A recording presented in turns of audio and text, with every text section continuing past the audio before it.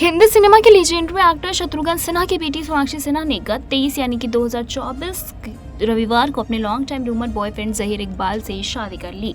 उसी दिन शाम को कपल ने ग्रैंड रिसेप्शन पार्टी का भी आयोजन किया था, जिसमें बॉलीवुड इंडस्ट्री से जुड़े कई सेलिब्रिटीज शामिल हुए थे।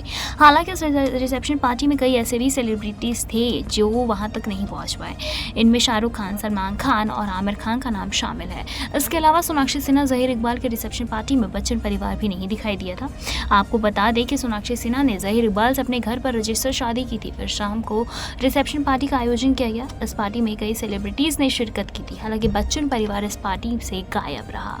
न तो अमिताभ बच्चन दिखाई दिए, ना ही उनके परिवार का कोई सदस्य। कहा यह भी जाता है कि अमिताभ बच्चन और शत्रुघ्न सिन्हा के बीच पिछले काफी समय से दुश्मनी है। कई रिपोर्ट्स में यह दावा किया गया है कि यह दुश्मनी फिल्म काला पत्थर के समय शुरू हुई थी। उस समय ये दोनों एक दूसरे से बात तक नहीं करते थे। एक पुराने इंटरव्यू में शत्रुघ्न सिन्हा ने कहा था कि 70 के दशक में लोग उनसे ज्यादा अमिताभ बच्चन को पसंद करने लगे थे। अमिताभ बच्चन की पॉपुलैरिटी दिन पर दिन बढ़ती जा रही थी और इस बात से शत्रुघ्न को जलन होने लगी थी।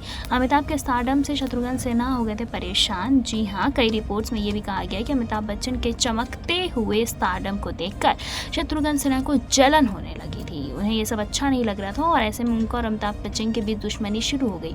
हालांकि कुछ समय पहले एक इंटरव्यू में शत्रुघ्न ने कहा था कि अमिताभ बच्चन के साथ उनका विवाद सुलझ गया है और उनके बीच का झगड़ा खत्म हो चुका है। लेकिन उस बयान के बाद भी अमिताभ बच्चन के बाद या उनके परिवार का कोई भी सदस्य सोनाक्षी सिन्हा की शादी में नहीं दिखाई दिया था।